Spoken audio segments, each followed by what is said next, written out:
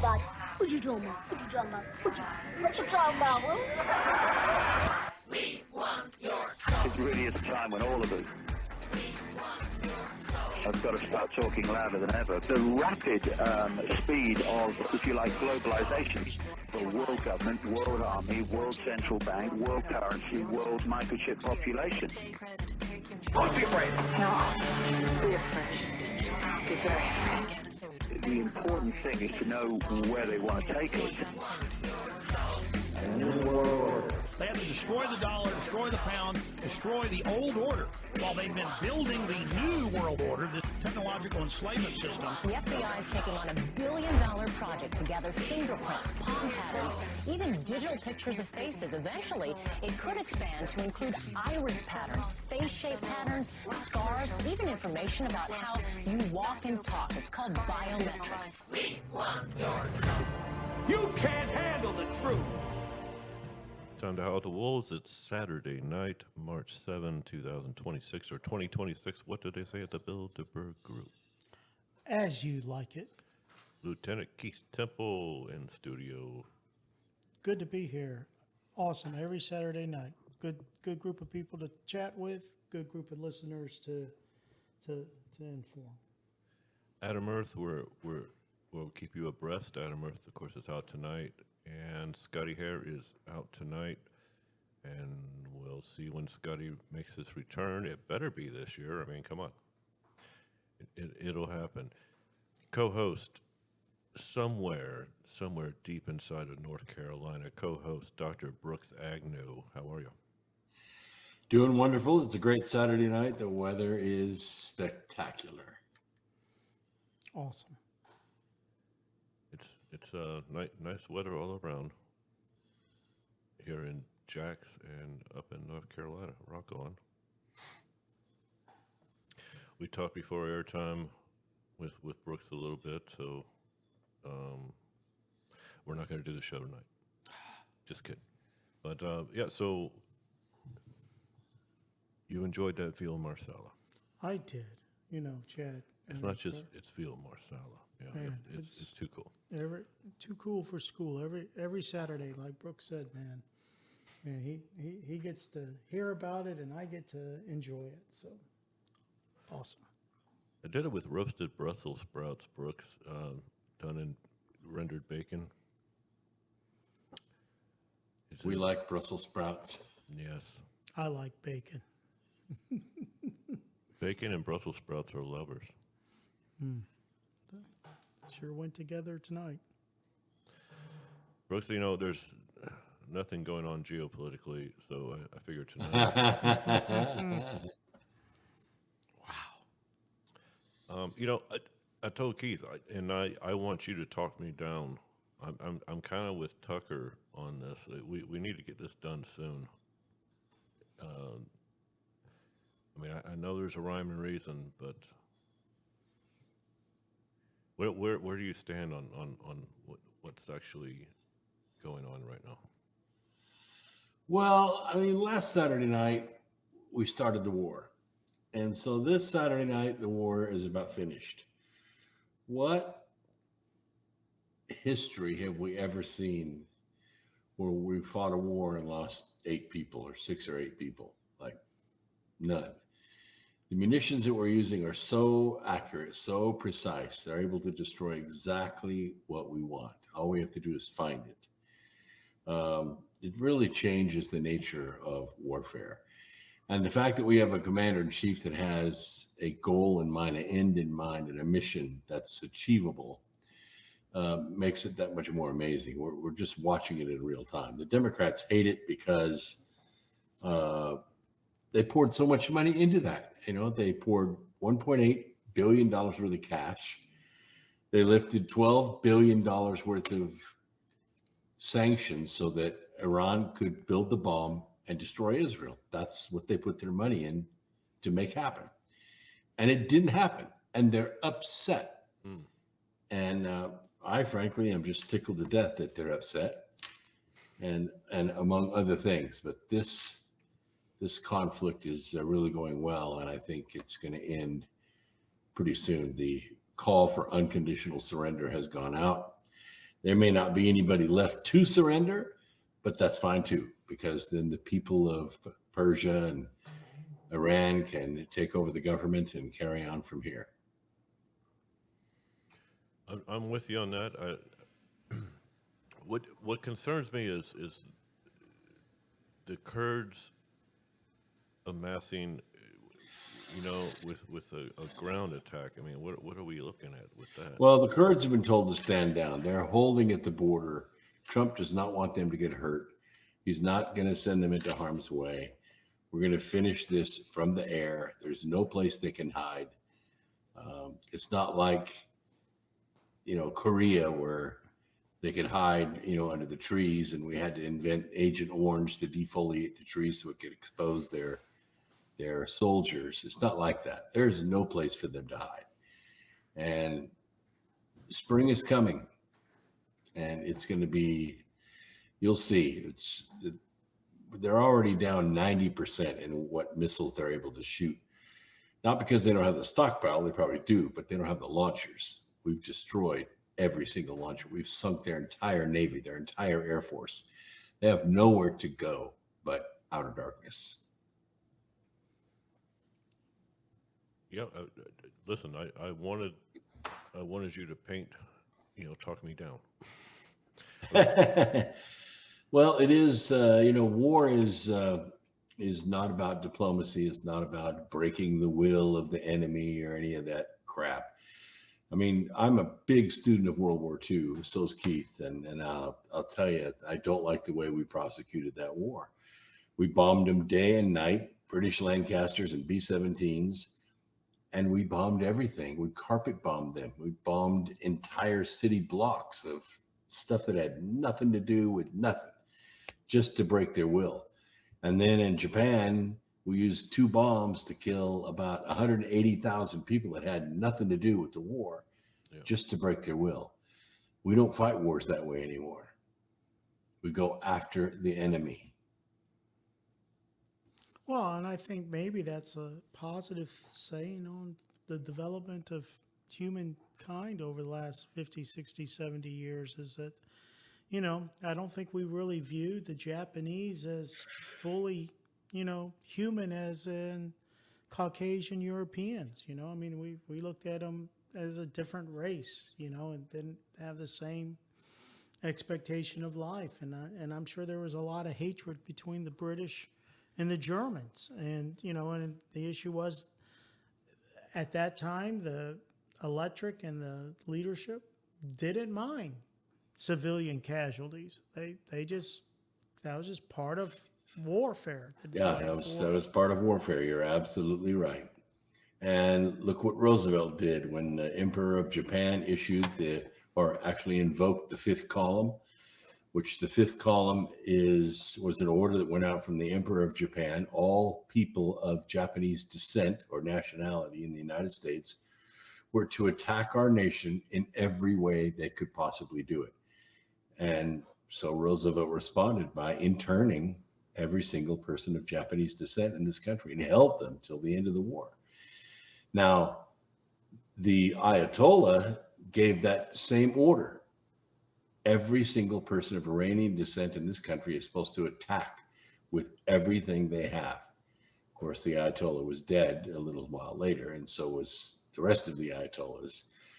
And I don't know if the Iranians are going to follow that order because they're a bunch of homos.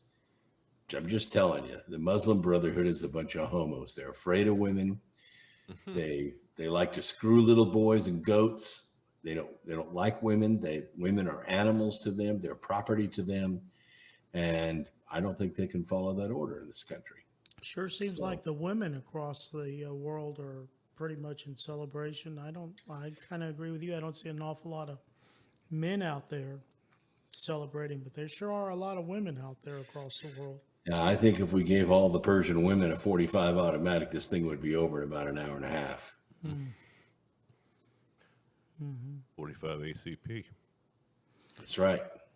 Well, there are 2 things that my thoughts were is that I've read, seen this week, there have been a couple of issues of civilian casualties with schools and, girls' schools in particular, and I've read some conflicting reports that some of those look like they potentially may have been Iranian missiles that malfunctioned or were shot down or whatever. But there's some pushback that those were not American bombs that bombed those schoolyards and things.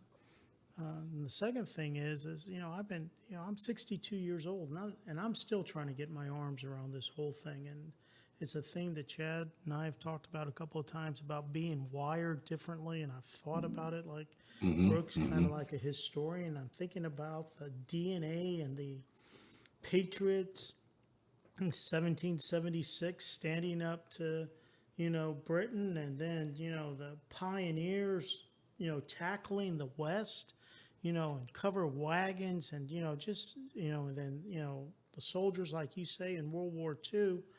And I'm just hoping that the Iranian people are wired, or a sufficient number of them are wired, to take control of their government. It's not for us to go and be there 10 or 15, 20, 25, 30 years and try to develop that. That needs to come from them internally. That, we want a Western, modern, democratic, some type of, that protects the people and we're not oppressed. So that's where I am. Well, I agree. I don't know where the rage comes from. I don't know where the 1,000-year-old hatred for the infidel comes from.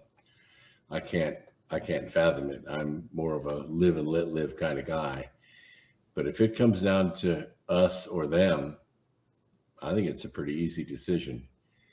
And if they try to do something in a small town, it's not going to last long at all. The problem is that that's exactly what the global syndicate wants. They want us to retaliate against them so they can declare martial law. That's what they want to do. And control the oil? Is that what it is? Control the resources? Yeah, they wouldn't declare martial law against Iranians or against Muslims if they were to attack, say, 20 cities at one time. They wouldn't declare martial law. But if we retaliated against them, they would. Where do you see China sitting in all of this?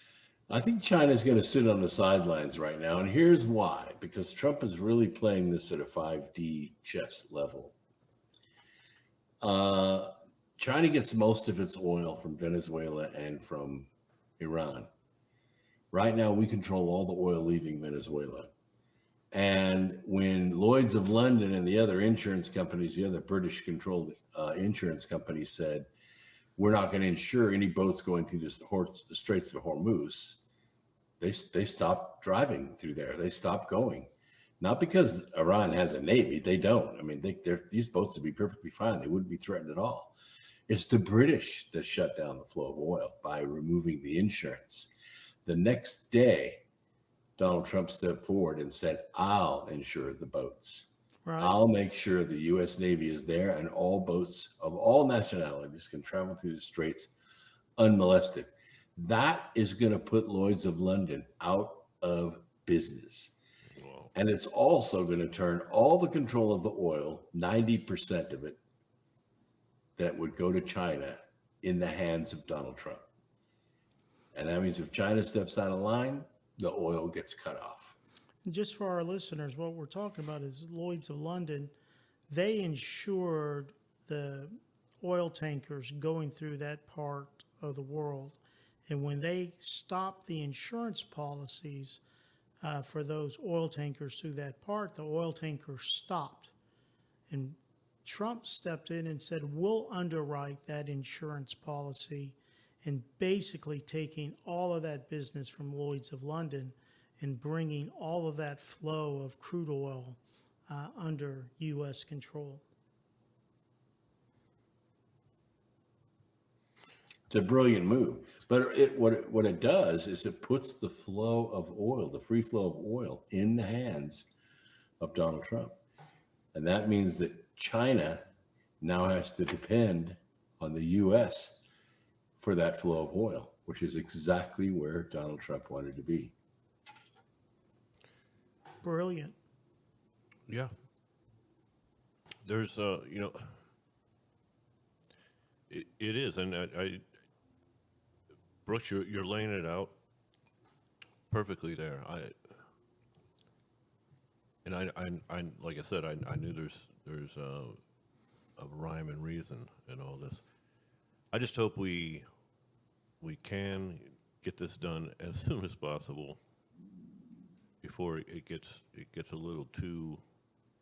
I was telling you, when civilians start getting killed, big time, then that's when everything goes south and blah blah blah. But I love the plan, and at the same time, yeah, I get the fact that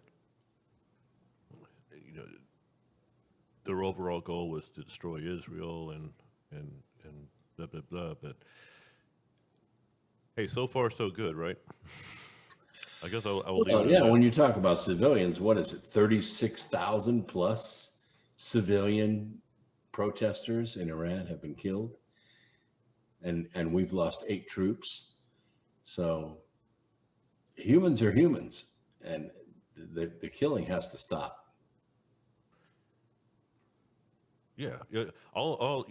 Listen, I might be the lone guy on this show saying I just want, hopefully it doesn't. We don't need to persist too much longer. Is all I'm saying. I mean, they have absolutely devastated Iran, and like you said, Brooks, who the hell's going to take over? That's the problem. So and as Keith was saying, well, Persia has to stand up, right? Well, they do. We tried the other way. We tried in Afghanistan, staying there 20 plus years. Afghanistan this is far different. I would be out of my mind, cussing my ass off right now if this was Afghanistan and Iraq. That was a globalist New World Order, global syndicate effing thing right there, based on the inside job of 9/11. Has nothing to. This is far different. Right. But you're right. I mean, no. If it went that way, hell no. But Afghanistan was never. We were never trying to do anything there other than profit off of. It's a far different story. And I don't want to get into. Well, yeah, Afghanistan was pitting one warlord against another warlord, and we were just playing, games. I don't know. We ended up with the Taliban in charge of everything, and the Russians fought that war for 10 years, and they finally pulled out. It's just you can't occupy Afghanistan, and we're not trying to occupy Iran. What we're trying to do is free Iran from a tyrannical regime. Yeah, it's far different. Like I said, I mean, I didn't want to. I would go nuts, Keith, if it was anything looking like a globalist agenda. So, no, I mean it's not. And you can always tell, Brooks and Keith, you can always tell if someone doesn't like it, certain people don't like it, then it's actually a good thing. If MSM doesn't like it and certain people higher up in the whole global syndicate stateside don't like it, then I think we're doing a good job then. Yeah, me too. If they hate it, I love it. Exactly. Kind of the anti-Trump derangement syndrome. Yeah. In the super chat, in the Super Friends chat, I did have to mention. What did I mention? Because I know it's not like it's breaking news or anything, but that motherfucker. Oh, he's out now. Awesome. What's his name? Dan Crenshaw. Oh yeah, One-Eyed McCain. Yeah. So went after my friend Sean Ryan. Sean Ryan shot back without a weapon, and he's no longer in Congress at all. And the big thing is this, though. When I said in the Super Friends chat, Yeah, he threatened to kill Tucker Carlson on tape. You know, yeah, he was doing insider trading and all this, but and yes, he sold out to the whole global syndicate agenda, and so therefore he was a neocon. But what made me not like him years ago is that as a former Navy SEAL sitting in Congress with power, he let Eddie Gallagher rot in a brig for 2 years. Eddie Gallagher, his fellow Navy SEAL, Eddie Gallagher on bullshit charges, bullshit lies, and NIC, what's the naval? NICIS, Keith? Mm-hmm. Naval Intelligence Service, NIS. They tried to take his trident and his pension, and put him in prison for decades. Who stepped in and said no. It was President Trump when he was 45. He stepped in, and then they still tried to take his trident, and President Trump stepped in and said, no. He's keeping his trident, and he's getting his pension. And this, I could derail the entire show right here, but if Scott Hare was here, we've done this with. The point is, they shut up Eddie Gallagher. They wanted to send him to prison for the rest of his life. What? Because his best friend was Aaron Vaughn. And Aaron Vaughn is one of the 8 Navy SEALs, along with Michael Strange, that's on my wristband right now, that participated in the so-called Bin Laden raid and came back home and were like, we killed Omar Sheikh. We didn't kill Bin Laden. And they made wills, and those 8 Navy SEALs, Aaron Vaughn, Michael Strange, were on Extortion 17. Eddie Gallagher's best friend is Aaron Vaughn. They wanted to shut him up. Wow. Forever. Oh, I understand that. But anyway, Dan Crenshaw, good riddance, and all that. And Jasmine Crockett, I'm going to miss you. Jasmine. Well, and Al Green's probably going to be going too. So. You know, St. Brooks, I guess it's the only good thing for Texas in that whole Jasmine Crockett thing is maybe Paxson wins, because the rest of them are bullshit too. Yeah, this is a really interesting political conundrum, because you got a guy that's been serving for 4 years, John Cornyn. He's a snake and a rhino, but he's very powerful. Yeah. You have Ken Paxton, who is an extremely popular attorney general in Texas, who is now in a runoff election with John Cornyn, even though John Cornyn spent $100 billion on his primary, and Ken Paxton spent about $89.50.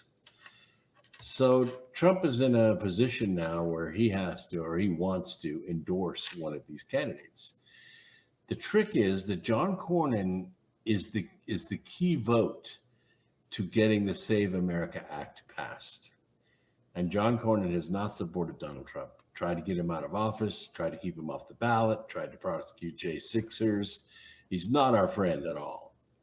I don't trust him. If Trump were to give him the nomination, I don't trust John Cornyn to follow through with his support of the Save America Act. But if he supports John Cornyn, Ken Paxton has a choice: drop out the way Donald Trump wants him to, or wants the person he doesn't endorse to drop out, and serve as Attorney General in place of Pam Bondi, which I think would be a win. Or he stays in against Donald Trump's wishes and says, I don't care if you endorse John Cornyn or not. I think I can beat him in an open Senate race in Texas. Of course, the issue with that is you get 2 Republicans that beat each other senseless in a primary. Now they got to run against a Democrat. Now, normally I'd be afraid of that. But this faggot that is running against him, that one that beat Jasmine Crotchet in her primary, this guy is a total DEI woke homo. And I think Paxton can beat him like a drum for the Senate race. So I don't know if John Cornyn could, because John Cornyn is a crook and a liar. Yes, he's powerful. Yes, he controls a lot of power in Senate right now. But if he's out, he's out. And I think it would be brilliant to throw a rhino out of the Senate, put Ken Paxton in as senator, or put him in as attorney general. But either way, I think it's a win. Do you think that Save America Act is so critical to the midterm election? It was. When the ID was, quote, proof of citizenship.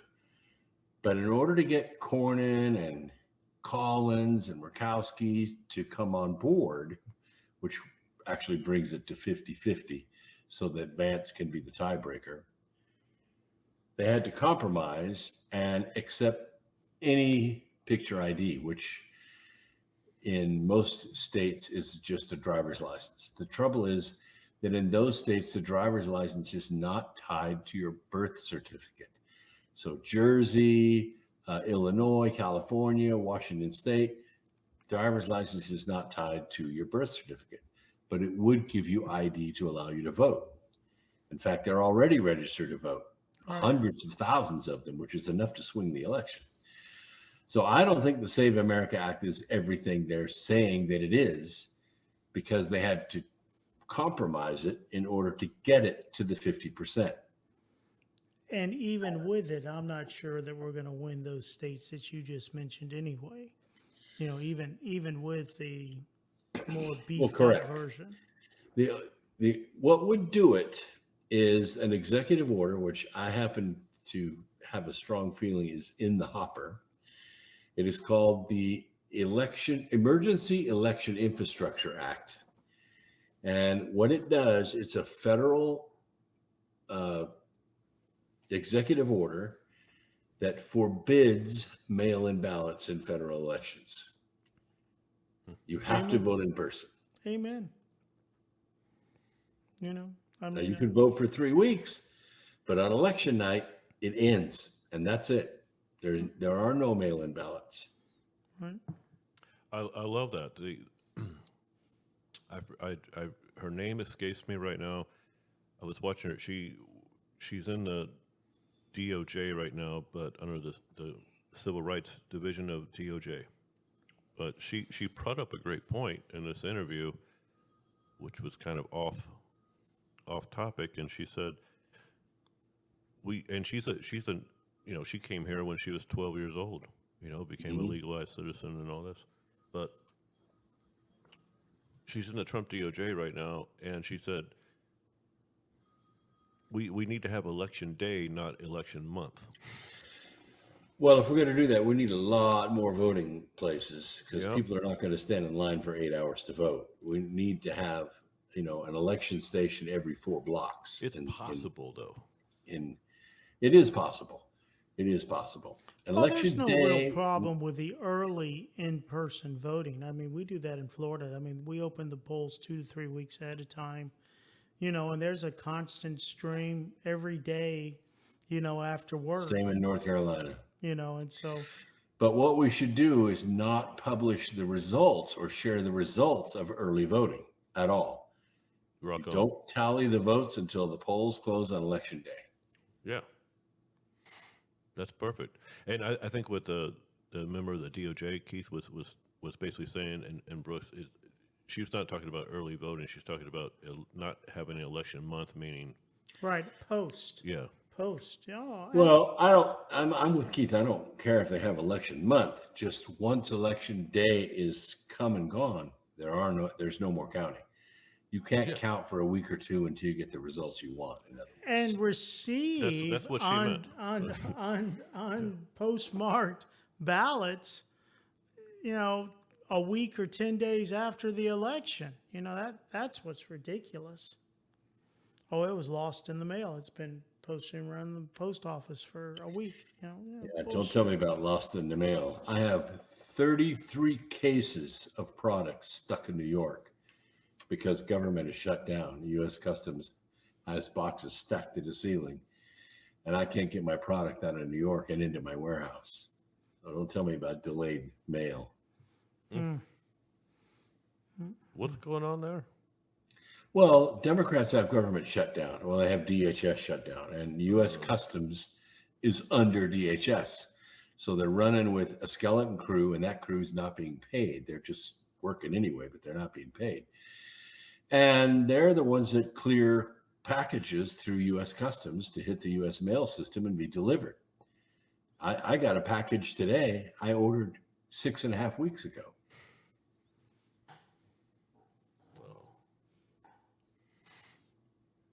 Any idea when that funding bill might? It should have stopped when they took Kristi Noem out as DHS secretary. I thought that was the deal. They wanted Kristi Noem gone. Well, okay, fine. They promoted her and put her in charge of all the cartels, and it's still shut down. I don't get it. I don't understand what the Democrats want. Well, I do. They want warrants for every single solitary deportation. The Democrats are really feeling it because Kristi Noem deported over 800,000 registered Democrats. Oh, they're feeling it. Yeah. No, I agree. And like you say, is that, yeah, I mean, we'll see. Hopefully it gets funded soon. Me too.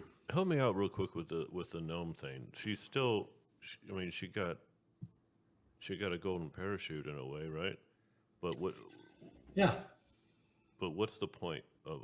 Help me out because I can't stay abreast upon everything. Oh, okay. Well, Kristi Noem allegedly got in some problems because she did a $200 million ad campaign.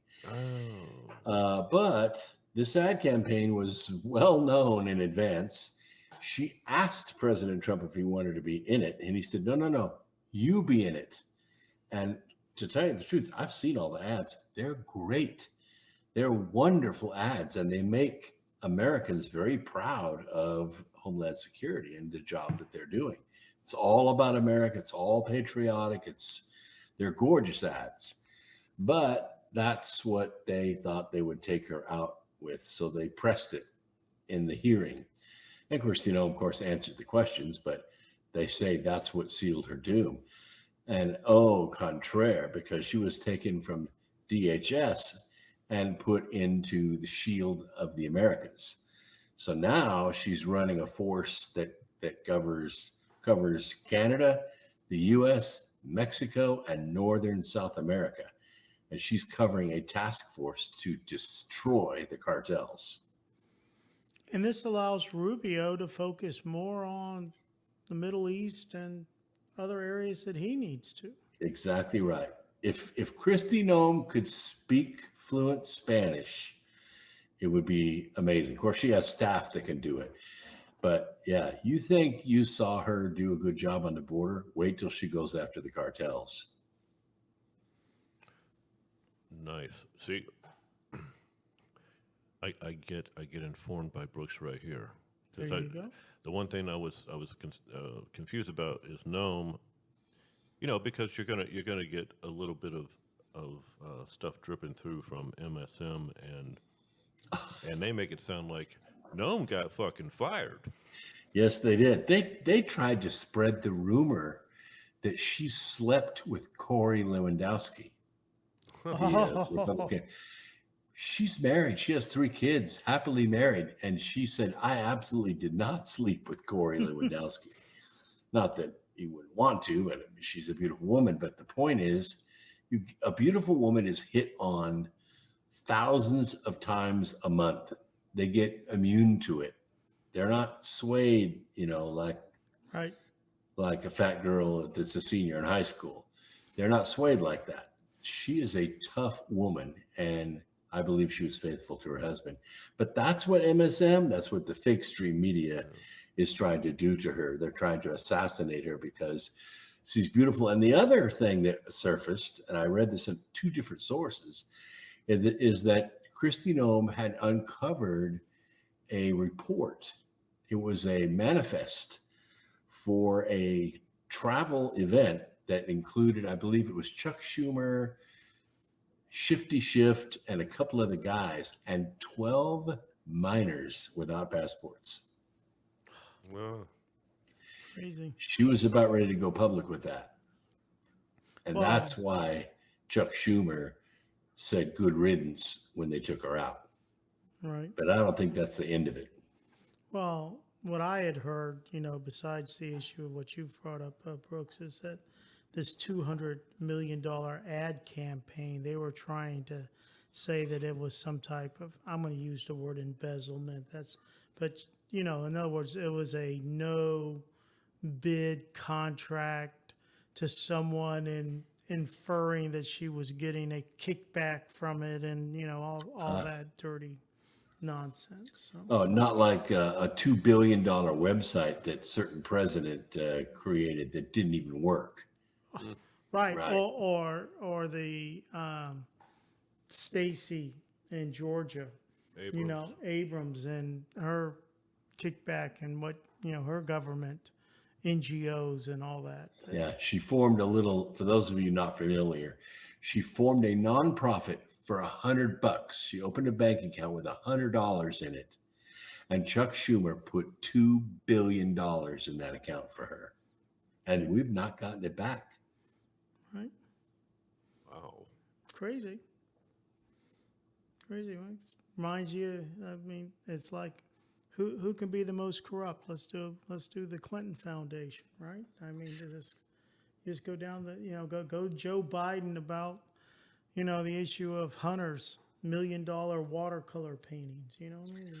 Look at Samantha Power. She opened an NGO in Nigeria. She's the former ambassador to the UN for Obama, if you don't know who she is, and owned by John Brennan. She opens an NGO in Nigeria, and they sent her over $1 billion to run that. I think Doge caught it and stopped that money. Well, AOC has what is it, a tea or a coffee company, something out in California that started off, like $1,000 and now it's worth like 8 million or something. I can't remember, but Yeah, and they don't even grow coffee. Right. It's a web page, and the guy that sprayed her with vinegar is an employee of that, I think, for like 50 grand a year. Oh my gosh. You can't make this stuff up. See, this country was founded on rebellion. Okay, we rebelled against the British, declared ourselves independent, fought a couple of wars to make it so. And it started actually with the Mayflower Compact. When the original settlers came here, they were supposed to get off that boat and land on a land grant that the Crown had given them. But when they arrived at the location, it was basically the mouth of the Hudson, which, if you've ever seen the mouth of the Hudson, it's a muddy, mosquito-infested swamp. So they're sitting offshore and they're looking at the shore. There's no place to dock the ship. It is summertime. It is infested with mosquitoes. They just don't want to do it. So they said, well, why don't we just sail up the coast a little bit and see if we can find something better? So they did. And that's where they landed, at Plymouth Rock, where the water was clean and clear and blue and the beaches were attractive. They rebelled against the Crown with the original land contract. And then they took ownership of the land. And that was in 1607, by the way. And that's what generally started the American spirit. Well, we've kept that spirit ever since then. Yes. And now we're 250 years old come this July 4th. And we have rebelled every single 2 years in this country. Well, we don't go to the streets with clubs and pitchforks and torches. We go to the polls and we throw their cheating asses out. But that stopped. That stopped in 2008, maybe a little before that, but I can document it as far back as 2008. They started to steal the election infrastructure. And that's why this Emergency Election Infrastructure Act is going to come, and it is going to forbid the cheat by mail system, which you know as mail-in ballots. Right. So we can have our system of rebellion back. Right. We're not disenfranchised. Oh, I think it's going to pass. I'm just not sure it's going to pass by midterms this year. We'll see. Well, it's going to pass because it's an executive order. Now, what's going to happen, of course, is the court is going to pounce on that and say the federal government has no right to, meddle in state elections. But the grounds are going to be, this is national security. Our election infrastructure has been compromised. So we are now going to stop all mail-in ballots of any kind, and only in-person voting is going to count. Yeah, but that's so racist, Brooks. Yeah, it is, I suppose. It discriminates against the disabled and the military and elderly and who knows who else, but at some point you got to be at the point. Those are absentee ballots and they're probably legitimate, but I can't put my fingers close enough. It's about that much of the electorate. Right. Okay. And you have AOC that's come out, or maybe it was Illegal Omar. I think it was AOC that came out and said white males are what we have to be concerned about. We need to eliminate them from the electorate. Well, hello, 70% of voters are white. And about 48% of that 70% are men. So you're taking about 34% of the population and saying, you can't vote. That's how the Democrats plan on winning their election. They're going to not please 34% of the population and intend to beat it with these little 1% and 2%, gay people, purple people, homos, or whatever. They're going to beat non-binary white males, with non-binary people. All of us deplorables, as Hillary Clinton would say. Sorry. That's by the way, somebody said, what is that? That I'm a homophobe? Yes, I am. I have grandkids, and I promise you, they're not going to be around any homos while they're kids. Yeah. Well, I don't know. I'm optimistic. I'm hopeful. Now, maybe that's naive. I might be naive and optimistic, but I am. And my only concern is complacency. And I just hope the American spirit people just don't get complacent and say, oh, we got this in the bag. Get out and vote in November. Well, Keith, I'm just going to beat a dead mammoth. There you go. I think this country is way more. It's not 50% of the country. Hold on a second. I got to take care of one of these giant ticks that exist on this wonderful property. Anti-tick artillery.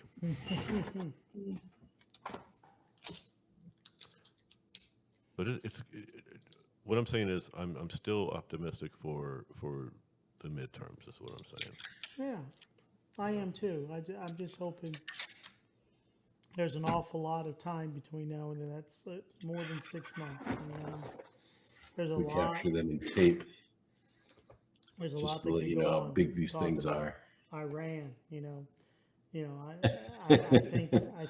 I think there I don't know how they get in here. some issue The of carriage house is absolutely when the sealed bushes tight, were running, but it's the they managed to economists, find a place to get in. So we'll see.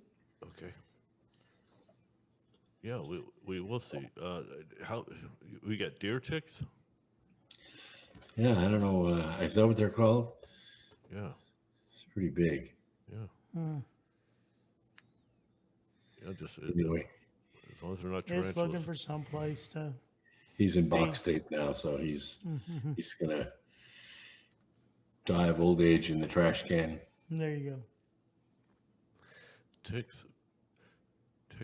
Yeah, it's not. Well, they're prevalent everywhere, I guess. But when I was a little kid in Louisville, holy shit! Because I play in the woods all the time. Yeah. And I remember, my mom or my grandmother they'd find the tick in my head somewhere or whatever, and take a burnt match and back it out. I don't know how that worked, but it worked. Yeah. Well, They'd burn the tick and it would back what out. you don't want to do is tear the body off, have the head in it, bedded, and then have the head embed itself more and get to be a real problem. You know what? Talking about that real quick, just for the fuck of it. Andrew Gucciardi, I don't know what he's doing nowadays. I have no idea, but he used to work for Alex Jones, and he was on the show probably 2014, something like that. And he had talked about the fact that talking about ticks. He got Lyme disease. Oh yeah. And he killed it with colloidal silver. Ooh. Wow. So there's all kinds of stuff out there. I've never been sickened by getting a tick, but this is just really when I was a little kid, being in the woods all the time, getting ticks. But they're out there. You know what sucks as far as with the deer are the damn deer flies. Oh, those bite. Oh, son of a bitch.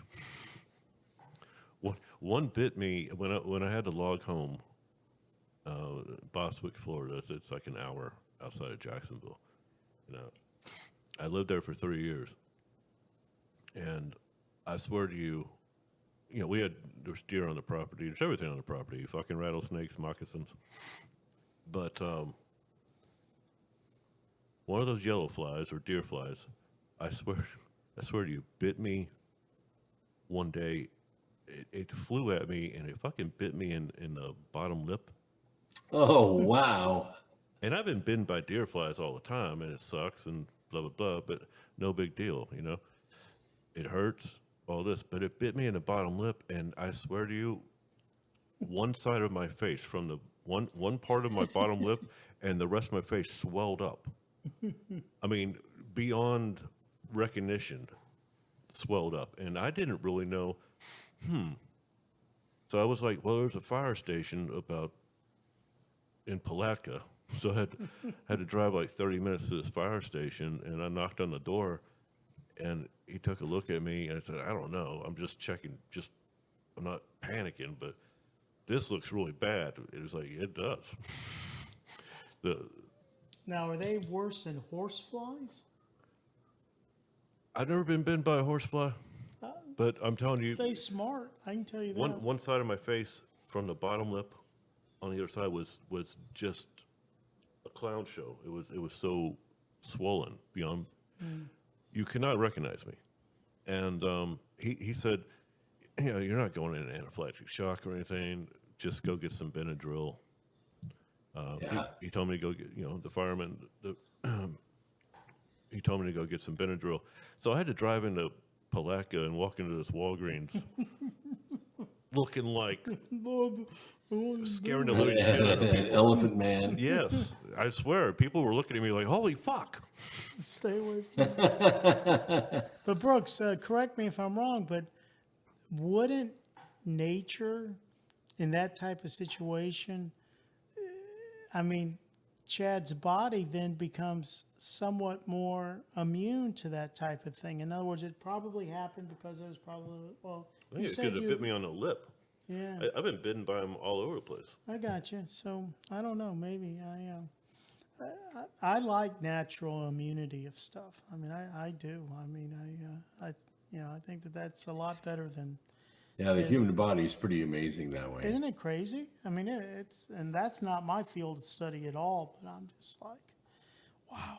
That's why after Keith and I got the the COVID shot, we can't get COVID anymore. Right. Oh, I saw something the other day. There was an article that it was talking about a 60% increase in serious heart attacks from people who have had the COVID shot. I mean, I was like, holy crap. Yeah. You know, it's that the more and more information that comes out about that, it's just, I mean, it's insane. Well, they said 73% of Generation Z It's dead. are dead. 30%. 74% of the dead show the clots from the COVID shot. So I probably just messed us all up on YouTube. I'm sorry about that. No. I meant the jab. Right. The jab, Right. yeah. Well, no, I think No, listen. as Ty's not long on. as we don't talk about apricot and other diseases, then I think we're okay. Oh, mentioning apricot seeds, they got a brand new bag of apricot They seeds right taste here. so good. You should add them to your daily diet. That's 3 seeds a day. 3 seeds a day. Keep the doctor away. It keeps cancer away. Not. Plain and simple.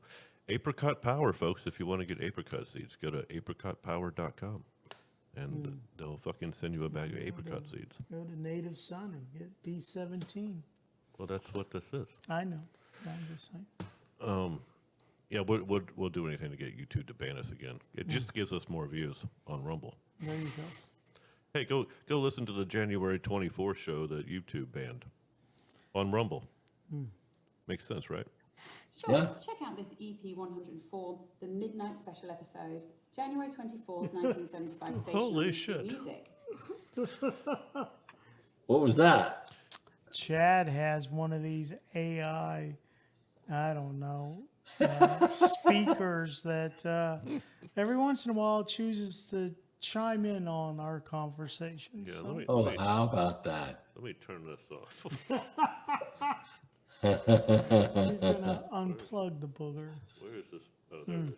The mic's off. Yeah, I know it's The off. mic's off. Well, you can't listen anymore. There you go. So funny. There you go. It's hooked up. My best friend, Dick Johnson.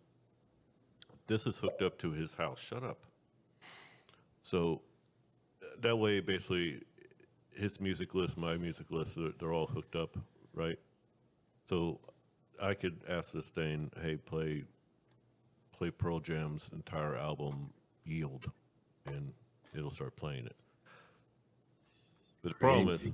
oh, it's awesome. But it's hooked up to his house, which is like 20 minutes from here. I didn't realize it was that far. It's Atlantic. Okay.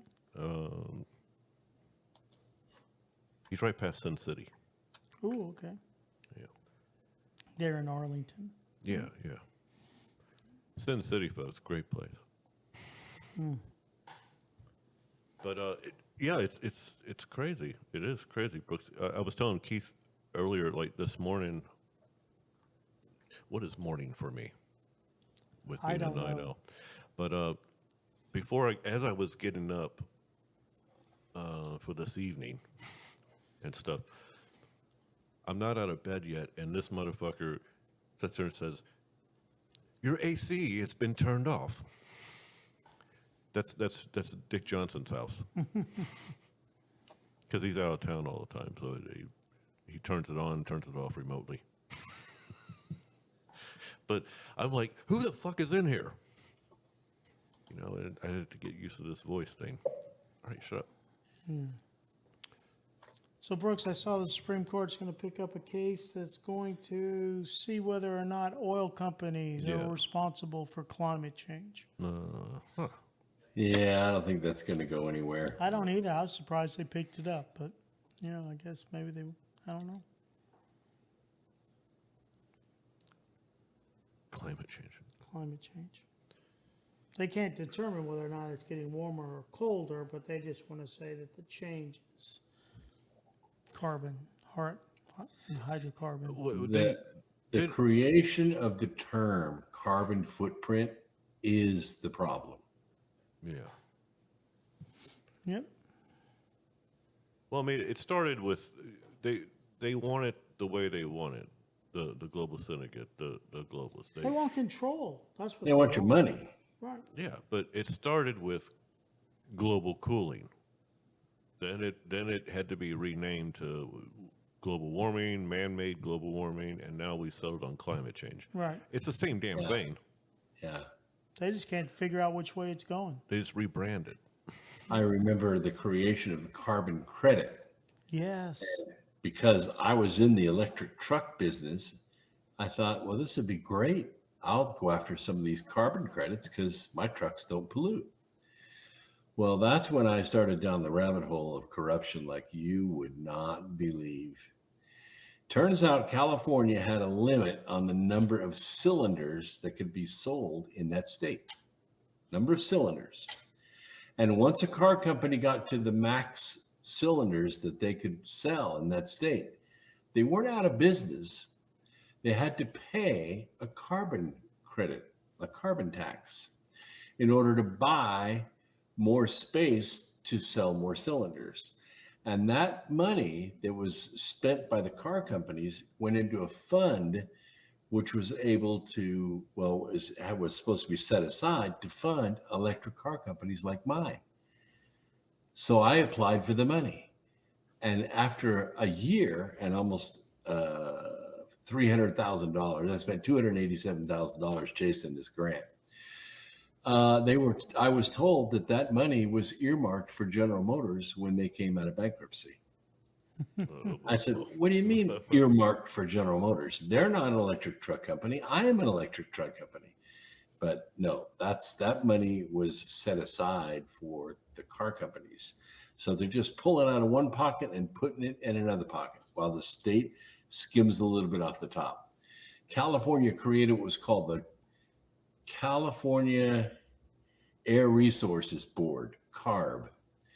And they became the arbiters of who got to sell electric vehicles in California and who didn't.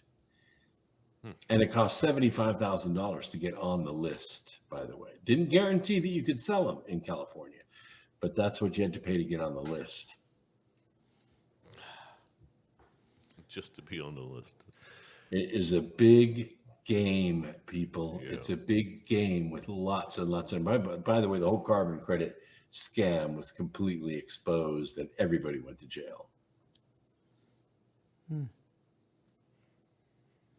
Well, how much of this is Bush going to be that Trump is going to be able to clean up in the next couple of years? How much of it's going to get left to J.D. Vance? What's the outlook? What's the prognosis? Well, that's a good question. I mean, Doge has found a lot, but the issue is that Congress will not act on it.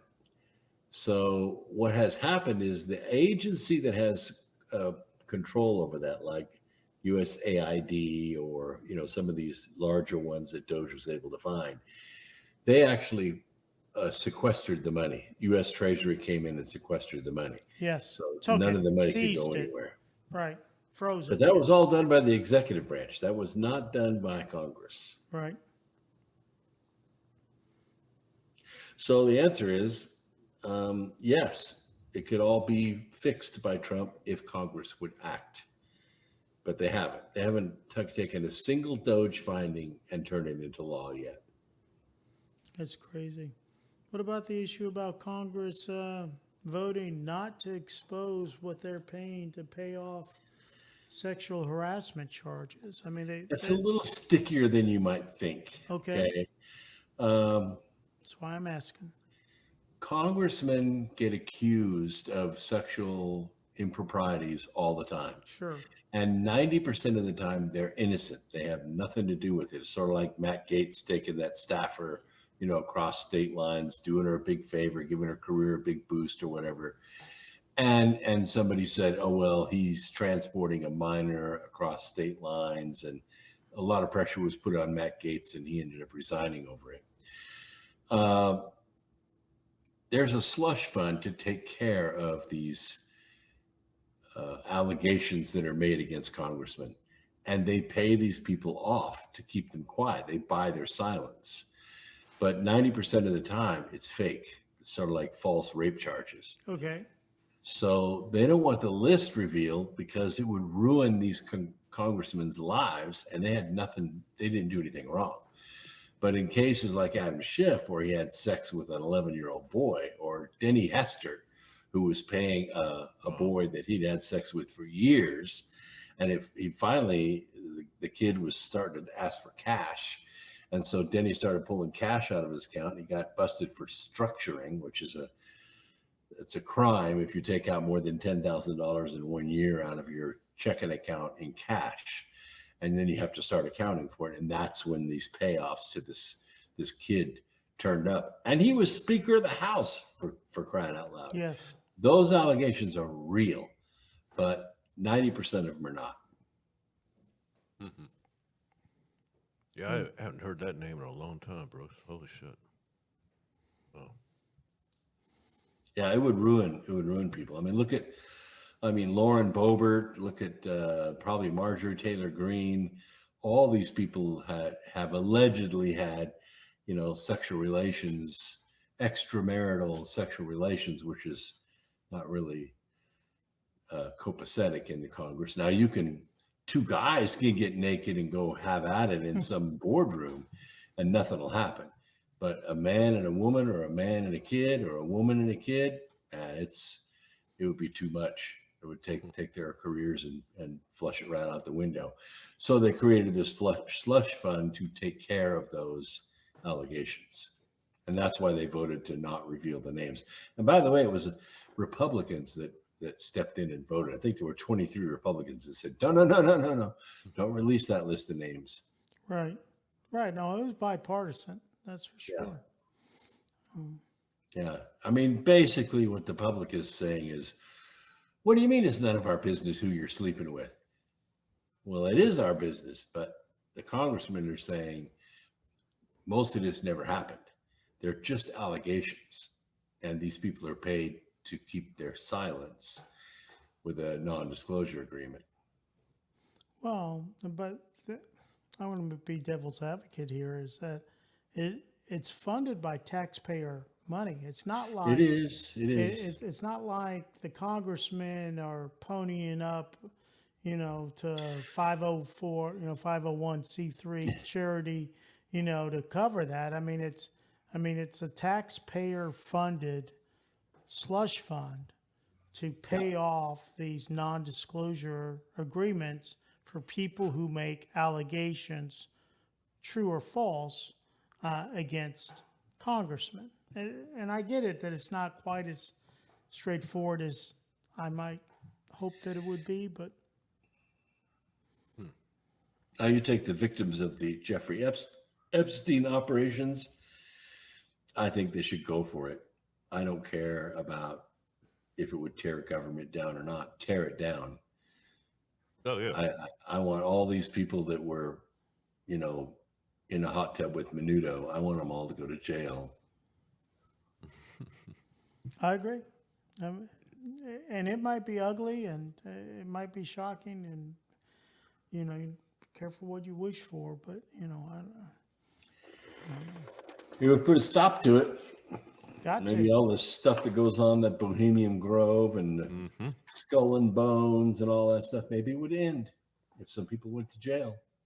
Bohemian Grove, you mentioned that. It's coming up, obviously, in July, A lot of people get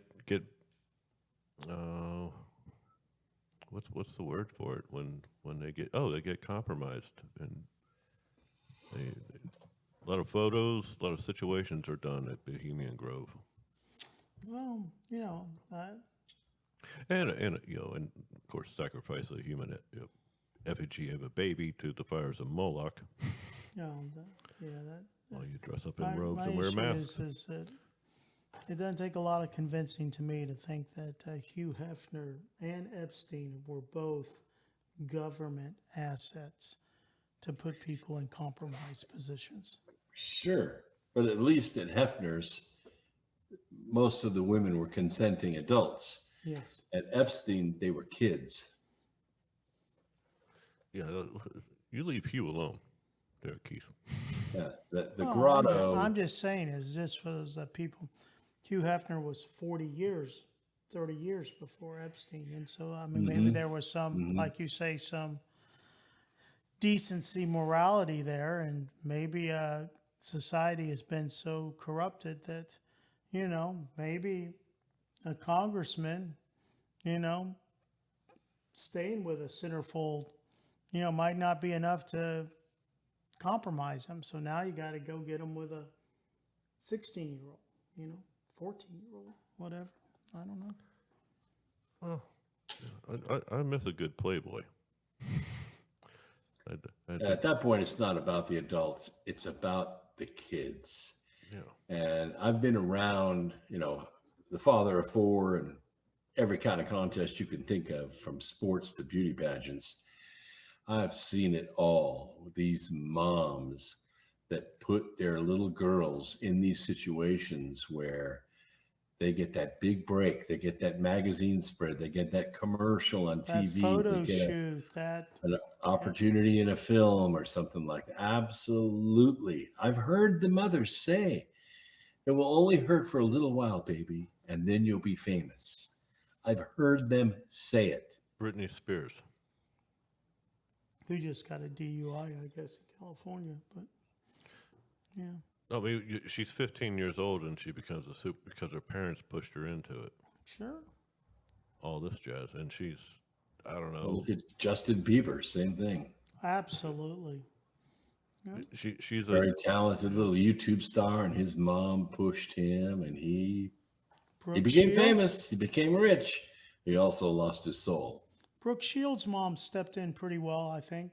She took a lot of flack in the 80s about protecting her daughter, thinking that she was, I forget what they call it, but, you know, helicopter parent or whatever. I don't know what the term was.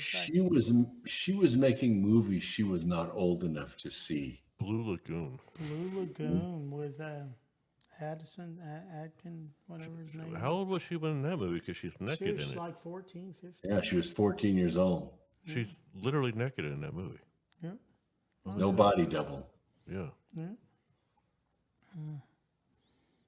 Yeah.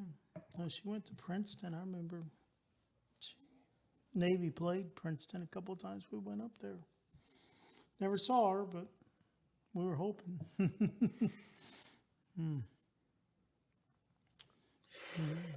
Yeah, all the child stars, all the way back to, you know, Shirley Temple. They all went through it. Yeah. And it's a dirty, seedy, nasty business. And that's why Hollywood's failing. That's why Atlanta and I think it's Houston or Austin, I'm sorry. Not Matt Damon, but Ben Affleck? No. Marky Mark. Come on. Oh. Mark Wahlberg. Yeah, he's now a producer of films and putting together crews and stuff to shoot movies. And plus, doing a great job. And he's Sylvester Stallone. 47 supporter. Yes, he is. Mark is, I'm just saying. Of course, Sylvester. Yeah, and it's Hollywood, I think, has had its day. Yeah. Last time I was in Culver City, I was trying to get the Birth Trilogy accepted as a TV series, and we didn't make the cut, by the way. They accepted 2 trilogies for TV series, and I was the 3rd, so I didn't make the cut. So we're going back. But Culver City is not the kind of place you want to hang out, but that's where the deals are made. It's like I told the guys, and I told all the consultants I've worked with over the years, look, all I want is the magic lunch. Thumbs up or thumbs down, just get me the magic lunch where I can make my pitch. Forget about all the middlemen, forget about all the front men, and they're not even agents. They're just people that make money off people like me that are trying to turn their movies into TV series. They have their hand out. Yeah. Yeah. Oh, I've heard it all. I've seen it all. I just want the magic lunch. You know, the series Stranger Things. Right. They had no script. They had a concept on a cocktail napkin. but they got the magic lunch and they got bought. And the rest is however many seasons they've had. Breaking Bad didn't have a script. In fact, the scripts that I've read are pretty bad. The acting actually carried that series. They had the magic lunch and they were able to get it bought. Birth Trilogy is way better of a story with a way bigger audience. And all it would take is decent actors, not even real name actors, no name actors that are decent. Because I've had lots and lots of cold readings around the country with my scripts. And it would sell and people would flock to it. But I can't get the magic lunch. That's the key. Of course, there are 25,000 other screenwriters ahead of me, but I don't care. I will elbow them out of the way to get that lunch. Well, you think about some of the breakthrough films here. You know, what is it? The Sound of Silence is what's the one about the agent that kind of left the agency to pursue child trafficking. Ben Caviezel, right? I met him and he told me the story face to face. And I said, that's too close to home for me. I'm never going to see it. He said, I know exactly what you mean. Yeah, well, I hope that the American public, supports some of these startup, and I guess they're not quite so much startup anymore, but these angel films and, studios or whatever to, at least get some variety, some balance into some of the filmmaking. Oh, yeah. Well, I've decided that the way it's going to happen is I'm going to make my own money and I'm going to hire my own actors and my own producers and shoot it myself and just go for the small screen, not the big screen. Sylvester Stallone almost did that, didn't he, with Rocky? I mean, when he offered like $100,000 for the script or something like that, and he said no way in the world, and found some way to produce it himself, I think. I'm not sure. It can be done. Ed Burns, one of my favorite films of all time, was made for $10,000. Well, how many series are you seeing now that have 6 episodes? There are a lot of them on Amazon and Netflix. These are all low-budget films, often with no-name actors, and some of them are really, really good. And what they're looking for is high click counts. If they can get their click counts up, they can get funding and do a second season with 10 episodes or a third. But you see a lot of series out. They call them limited series now. OA only had 3 episodes. That's it, 3. And there are others that started out with 6 and then got a second season. There have always been pilots, though, and spin-offs, like Happy Days had Laverne and Shirley, and, some of these other ones, like All in the Family had the Jeffersons. And successful. Yes, but they were always, Magnum P.I. gave us Simon and Simon. Mm-hmm. Right. And Cannon, and there were, how many other spin-offs were there from that? Barnaby Jones. I mean, come on. That was when TV series were like a weekly thing. Rockford Files. Rockford Files, right. Mod Squad. No, Love the Rockford Don't Files. take me back there. A-Team. Brooks, of course, we love it when a plan comes together like this. The A-Team, definitely. B.A. Baracus. That had George Papard and it had Mr. T. I mean, there was some star power to that. Magnum P.I. That's what Tom Selleck. Mm-hmm. Hawaii Five-0. Jack Lord. Da, da, da, da, da, da. Yeah, I remember that. Mm-hmm. Yeah, but now it's different. Now it's the small screen, and there's not 8 channels. There's 800. Right. And you have to, if you could make it in that list, like the top 10 choices in America today, those get a lot of views. when The Gorge came out with Anna Joy and I can't remember the male actor's name.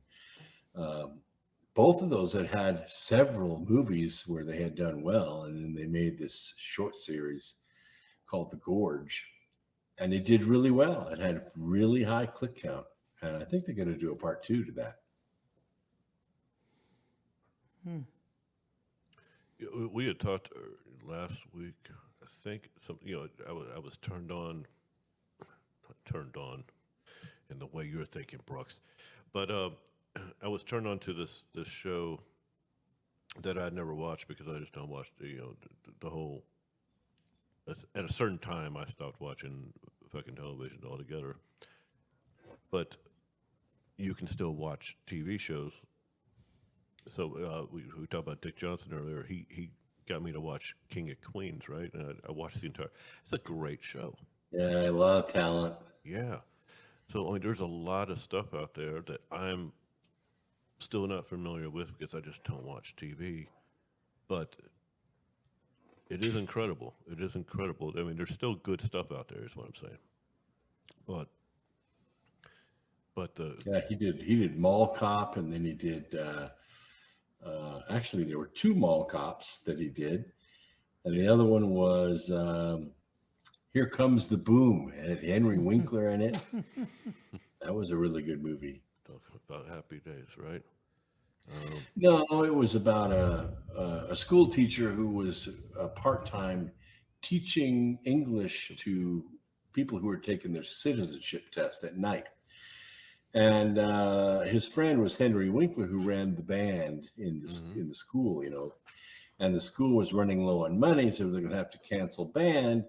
So James goes and starts fighting MMA to raise money to save the band, and that's just the plot. It's really a good movie. It is a good movie. I've seen. Yeah, Selma Hayek's in it. Oh my gosh, she's so good. Yeah, I was just saying, Here Comes Happy Days with having Henry Winkler in the movie, but you know a damn good movie that everyone should see that no one ever talks about it, but they should. Is what? American Graffiti. Oh yeah, I mean, we were introduced to Richard Dreyfuss in that movie, although no one remembers it. They remember Harrison Jaws. Suzanne Summers, yes. Yeah. Ford. Blonde in the car driving away. I almost said Han Solo. Yeah. Harrison Ford. That was his first movie. That's a great movie, man. It's just a great movie. I love great films. Just it doesn't matter whether it's it's just it does not matter. It's the greatest film is the greatest film. Great films, great films. It had a crazy soundtrack because it was just like all early 1960s music that they would play in the background. And the story of this 1932 Deuce Coupe and this 1955 Chevy that were screwing around one night trying to face off on each other on a race. And that's basically what it's all about. Ron Howard's in it, Richard Dreyfuss. I mean, it's really well done. It really is. Great movie. Great movie. That's not the same era when American Graffiti came out. The book was absolutely great, and then when they made The Outsiders, adapted it from the book, that was a great film. Yeah. I mean, and you talk about a lineup right there. That movie also had Wolfman Jack in it. Yeah. Oh yeah, with Graffiti. It did. Yes. Wow.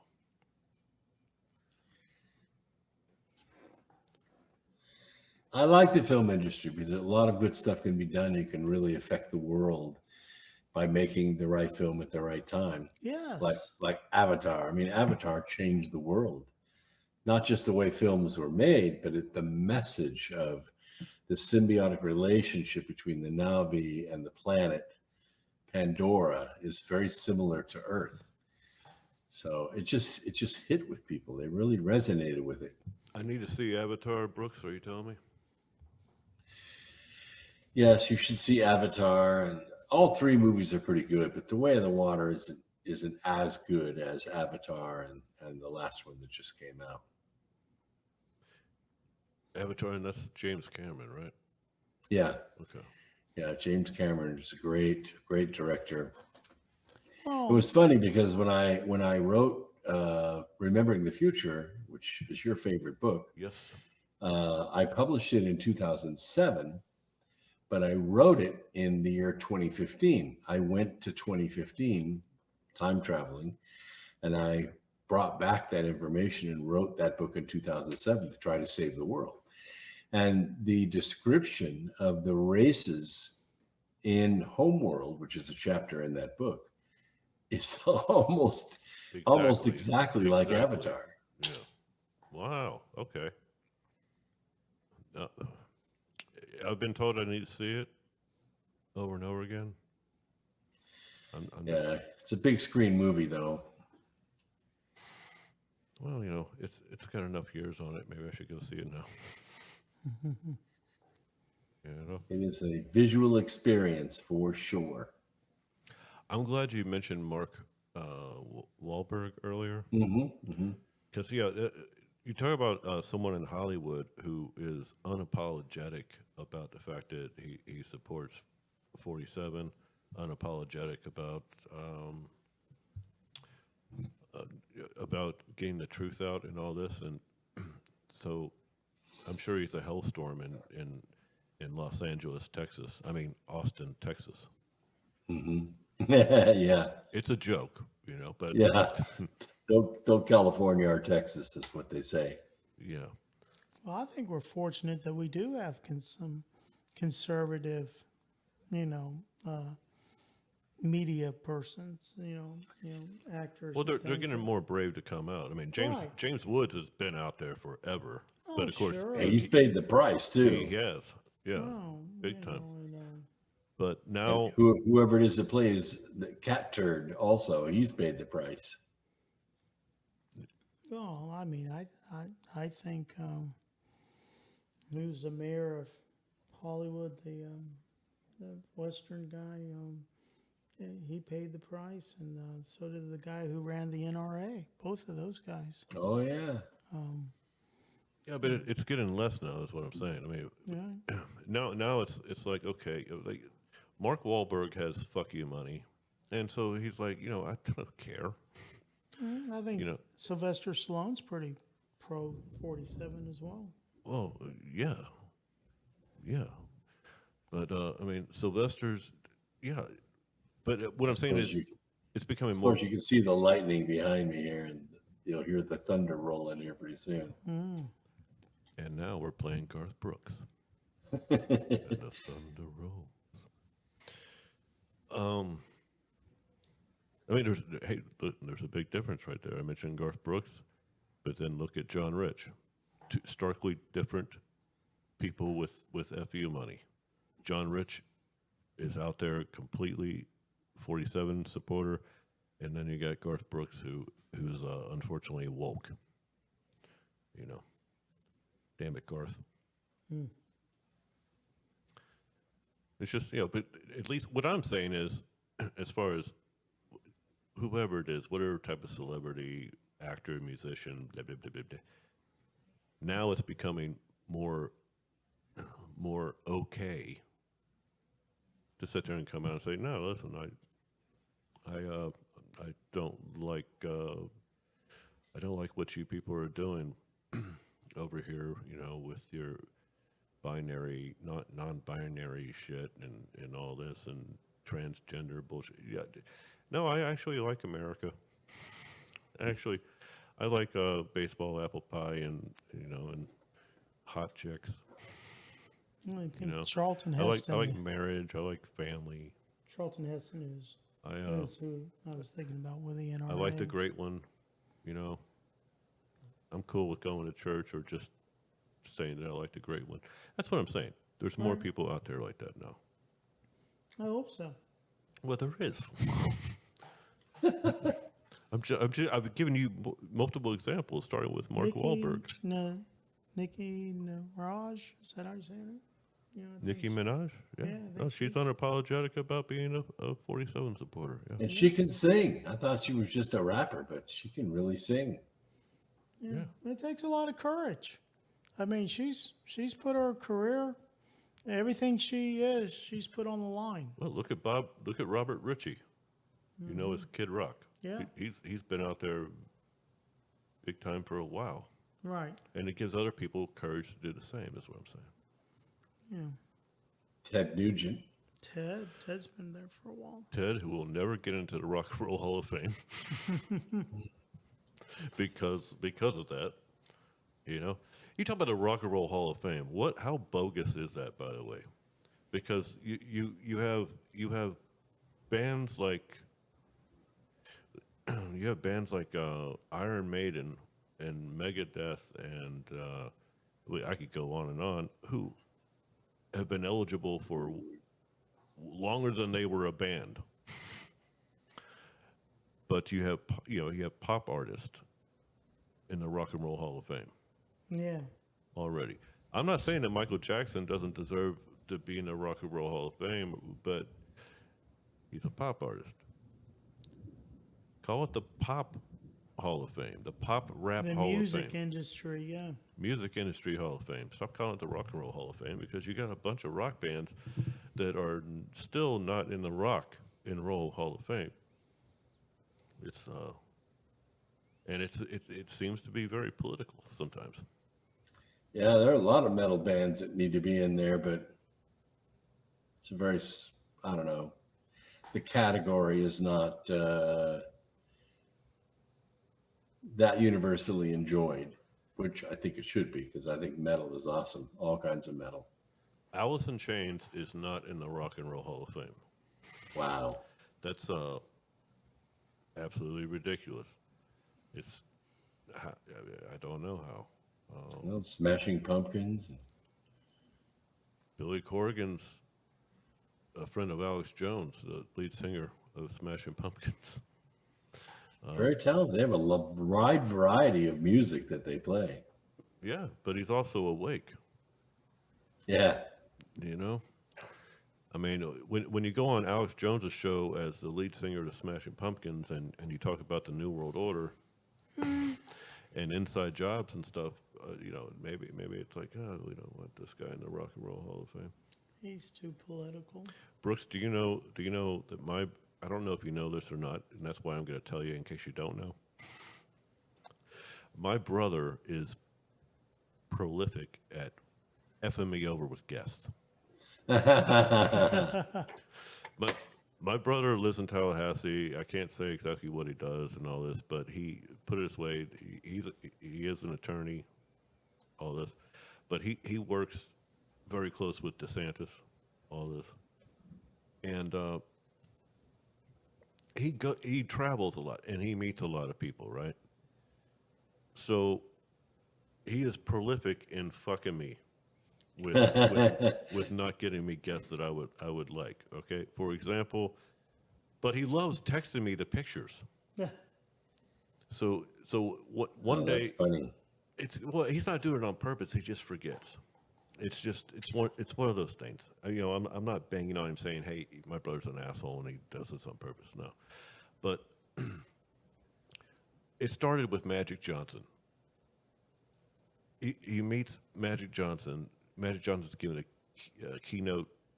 He's a keynote speaker at some event, but he meets Magic. He takes a picture with Magic Johnson and actually did a luncheon with him and all this. So they're talking for a while. It's not just he took a picture with him, But he sends me the picture and all this, texted it to me, and I'm like, dude. He knows how big of a Laker fan I was back in the, I don't watch basketball anymore, but I grew up a Laker fan watching Showtime and then loving Kobe and Shaq. Funny. But he's like, I didn't even think about that. Sorry about that. Blah, blah. And then a couple years later, he's fucking having breakfast with Tucker Carlson. He texts me a picture of him and his associate Audrey. We know each other very well, and they're having breakfast with Tucker Carlson down in Miami. And I'm like, dude. He's like, shit, Chad, I'm sorry. He's ungrateful. It's amazing. Well, now you bring up Billy Corrigan, Smashing Pumpkins. I effing kid you not.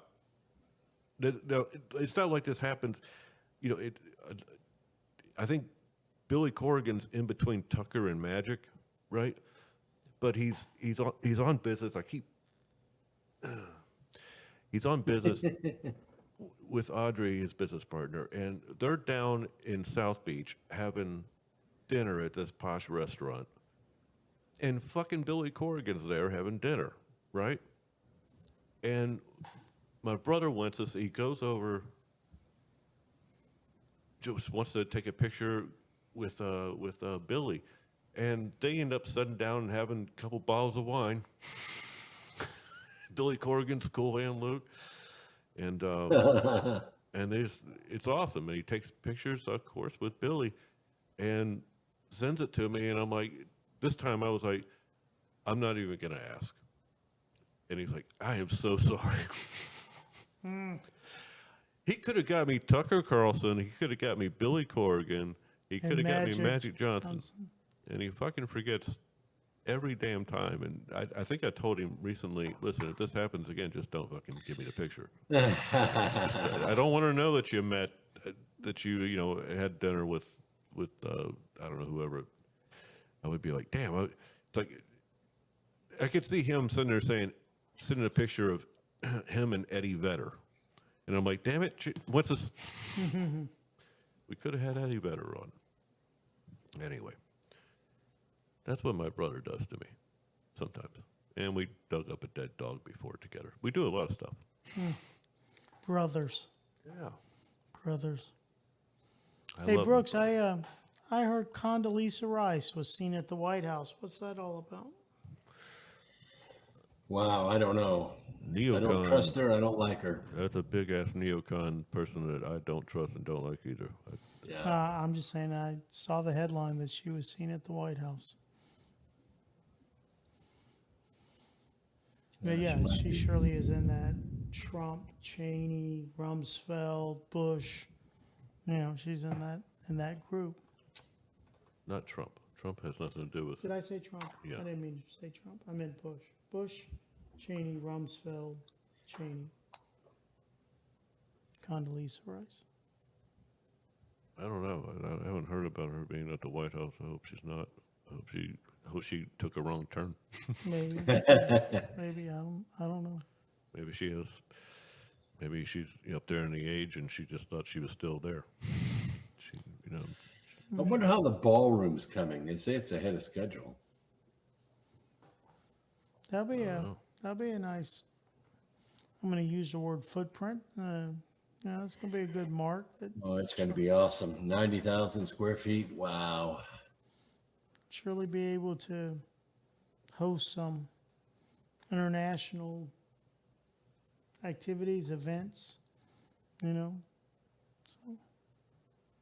Well, Yeah, it won't be as big as some convention centers, but it'll be big enough for official White House business. Right. 90,000 square feet? Maybe they get rid of the UN building in the New York. Oh, think about the UN building. If you've ever been there, it's a pretty cool building, and they have a wonderful buffet. If you ever get a chance to go, you definitely go for lunch because it's amazing. But I will tell you this, every cubic centimeter of that building is bugged. Multiple times. Nothing can be said or done in that building without DHS knowing about it.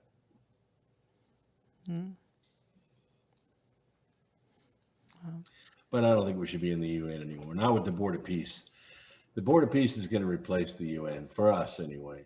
That's the Gaza Strip Oversight Committee. Oh, it's going to have more preview than that. Right. It started with but the that's Gaza what it Strip, started and I think as. that's turning Gaza into the next Singapore is the goal there, and it can be done. but it's going to have much bigger implications than that. Syria, now Iran. It's really going to be awesome. And if we bring some of these currencies back on the market, like the dinar and the dong, and there's going to be a lot of people, hundreds of thousands of people that are going to be rich. Oh, Brooks, you make me think of something. Keith is going to know what I'm talking about, but we can't talk about it on air. Oh, I need, privately. one of those, huh? Yeah. One of those things. We're keeping it from the listeners because we're assholes. No, but it just has to be talked about privately. But yeah, I need to pass that by you. See what you think. Okay, whisper it in my ear. Are you talking about something that was in the group chat? Are you listening right now, Bruce? Can you hear me? I don't think the listeners can hear. Yeah, all right. It's just you and me, Chad. Yeah, I'll pass it by you off air, obviously, and all this. But you just reminded me of something, so I'll write that down. By the way, I got my NATO Canese from Luma, thanks to you and Ty Bollinger. Oh. Wait, remember when at the band show, during the band show, we talked about so much stuff. We're not sure exactly what got us banned, but you and Ty were talking about NATO Canese. I remember that, and you took it down and you spelled it out. Yeah. Yeah. So I ordered some, and I'm taking that now. Brooks, do you remember that you take NATO Canese? No. From Luma, NATO Canese. I kind of remember it. It's been a while. You went and got the bottle and put it on camera. Oh. I still don't know. I do that a lot. Well, I don't know which bottle you're talking about. Well, I can't go get mine now, but oh, the True Niagen? No, not the True. We both take NAD. No, the NATO Canese. Oh, NATO Canese, yeah. Canese. I'm pronouncing it wrong. My fault. Yeah. So I got that because you and Ty were talking about it on the band show, and I'm like, all right, because I was writing that down. So I there are several dosages. There's 2,000, 4,000, 5,000, and now they have 10,000 out. I got the 4,000. Yeah, 4,000 is good if you are trying to prevent blockages from occurring in the vessels around your heart. If you have blockages in the vessels around your heart, take the 10,000 and take 3 weeks and it'll clear it out. And then your cardiologist is going to say, hey, what happened here? Yeah, I mean, when you guys told me about it, I'm like, because I'm all about prevention, and staying healthy. So I was like, yeah, well, why the F not? Well, part of the reason that people end up with high blood pressure is because of atherosclerosis, which basically means shrinking of the available space in your arteries. So plaque builds up in your arteries. And if it builds up enough, it'll actually shut off the flow and you have a heart attack and you can die. If it's a slow blockage, like it takes 10 years for it to happen, your body will build a new blood vessel around that blockage. And you can see that a lot if you run a catheter, up the wrist, you can cath the heart and see that happening. Kind of like NATO Canese cleans all that stuff out. Yeah, that's the point of it. Yeah, it's beautiful. So your body, over time, if it's a slow blockage, I'll be right back. Can do a natural bypass. Yeah, exactly. That's why if you have a heart attack and you're 70, it's almost never fatal. But if you have it and you're 50, it's almost always fatal. You really are lucky if you have a heart attack at 50 and live to tell about it. Well, I had a double bypass when I was in my mid-50s. And that's why, because you didn't have time to build blood vessels around it. They thought I was going to get a couple of stents, and they said, hey, you're way past stenting, my man. And they said, not only do you need bypass surgery, but literally, Brooks, they told me you need bypass surgery tomorrow. Yeah, tomorrow. And I am looking to clear my calendar for someone who's been scheduled, for 6 weeks or 2 months or whatever. Yeah. They're putting you in. And I met my surgeon, like the afternoon before the morning surgery. And I have an 8 to 10, 8-9 inch scar across the front of my chest. And, I tell everybody I can. I said, it's my daily reminder that I'm on God's time. I mean, that's what it is. I mean, for me personally, it's every time I get dressed, every time I take a shower, I feel that scar right across the front of my chest, and I know that my time is God's time, and I'm here for whatever He wants. And part of my walk is this show on Saturday evenings. I don't have any stents. I had a minor blockage. My heart built a vessel around it. But what happened, one strange thing happened, is my body started to hold water. And normally it would be like 3, 4, 5 pounds and it would come off. This time that didn't happen. It just packed on. It got to the point where I couldn't breathe. There wasn't enough room inside my body for my lungs to work. And so I checked myself into the hospital on a Saturday morning, and they pilled me for about 2 days and dumped about 40 pounds of water off of me. And I finally got to where I could breathe again. But it put my heart in AFib, which is where your heartbeat does all kinds of impulses instead of that normal boom, boom, boom, boom. It goes boom, boom, boom, boom. And what's happening is the blood is not going the way it's supposed to go. It's going. It's not a very effective pump. Right. So the solution is to have what's called a cardioversion, which is basically jumper cables. They put them on the front and back of you. They knock you out because they don't want you to go through it, but you don't have to be out to do this. And then they zap you with DC voltage, and it basically stops your heart and restarts it. And then everything starts going in the right direction. You get a reboot. Yeah, it's Control Alt like Delete. A pacemaker. Control Alt Delete for the heart. Right. And so 85% of the time, the heart begins beating normally and you just go throughout your life. 15% of the time, the AFib starts over again, or it goes into what's called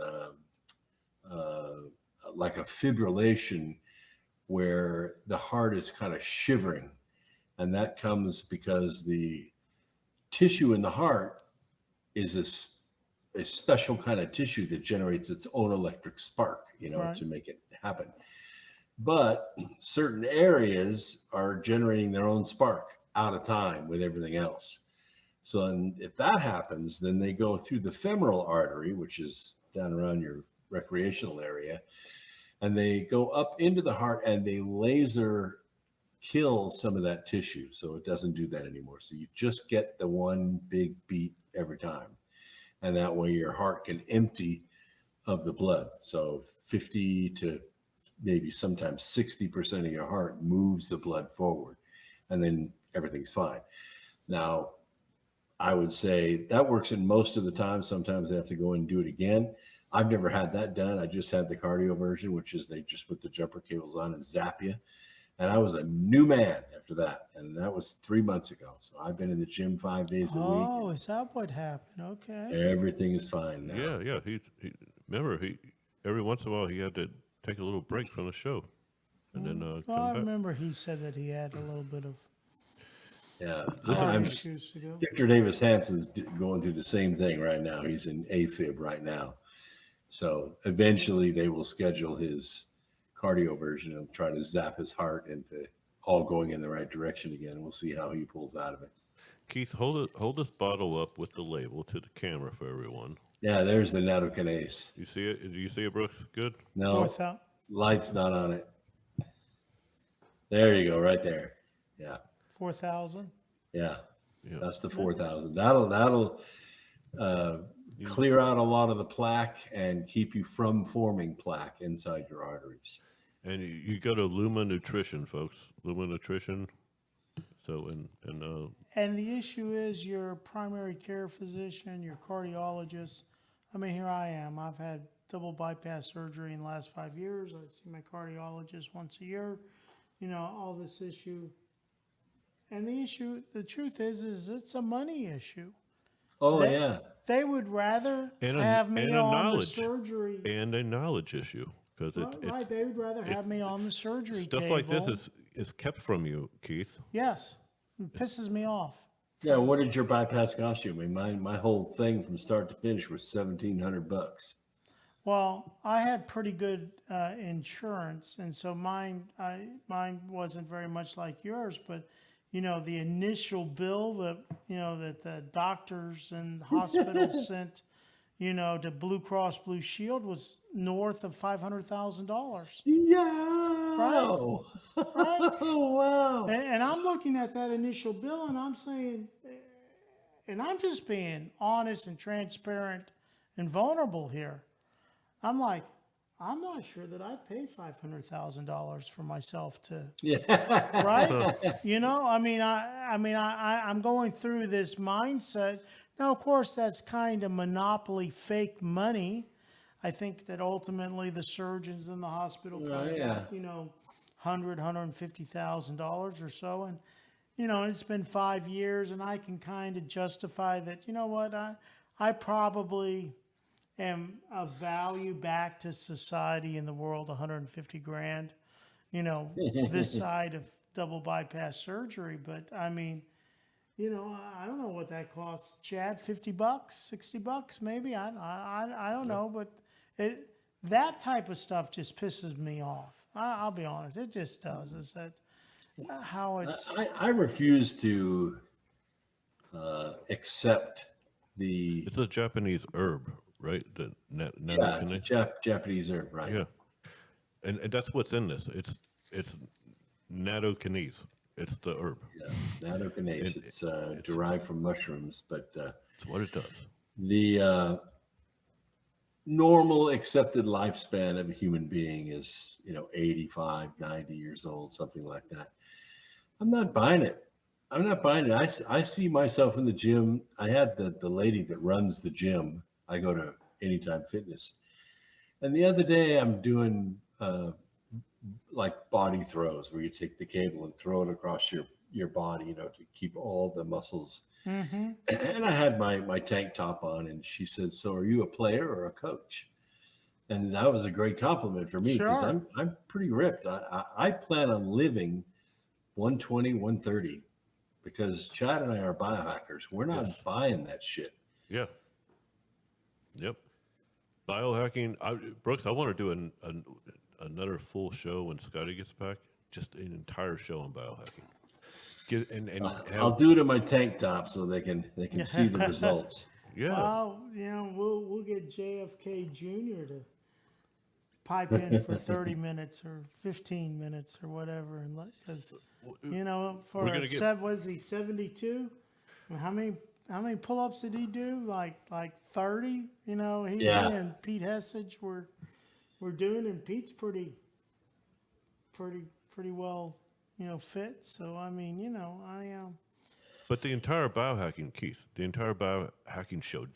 When Scotty gets back, to do an entire biohacking show, we'll both do it in our tank tops, Brooke. We'll both do it in our tank tops. That'll rock. But to do a show like that, YouTube will ban it, but it'll be on Rumble. That's what I was going to say, is YouTube's going to ban it in a heartbeat. It's fine. We'll be on Rumble anyway. You can go to the band show. Just gives the show more mystique. It's like, oh, the band show? Go to Rumble and watch what YouTube band. But the point is, we'll do an entire show, on biohacking to give our great audience, there's a lot of people who know about biohacking now, but the ones who don't, it helps. What are we doing this show for? To inform and help people. Amen. Yes. I mean, I like dinner. You cook great, but the idea is that we want to get some information out to some listeners. Exactly. To say, hey, you don't have to be trapped by this. And Brooks is right. Yeah, exactly. And Brooks is right about him talking about 130 and all that. As a biohacker, if you biohack correctly, you're reversing age. Yeah. From the inside. Yeah, and there are ways from the to keep inside your, out. your blood vessels supple. There are pure supplements that you can take that'll keep your blood vessels supple, keep your eyesight straight. I mean, I'll be 71 in May, and I don't wear glasses. That's crazy. Everything is OEM on me, and in good working condition. Well, I have some decent genes in myself, I think, and I can surely learn from you and Chad, but I've never had a broken bone. I've never had a cavity, I've had a lot of broken bones I've from never volleyball. I've never had A lot an of broken illicit fingers. drug in my body, I like that line from Avatar. I have naturally occurring carbon fiber in my bones. There you go. Exactly. I've been And Chad has T-boned by introduced a me Hyundai. to red Didn't wine, break. which last 6 months I think has improved my health. Red wine rocks for you, Red man. wine rocks. Ask the French. There you go. But yeah, Say la did you vie. say T-boned by a Hyundai? Yeah. I was on my Honda Davidson, just riding down the street, eating cookies, drinking milk, minding my own business. And she came out of a side parking lot and whacked into me, totaled the bike, and tried to break me. Bruised me up pretty good. Took me about a year to recover all the holes to fill in.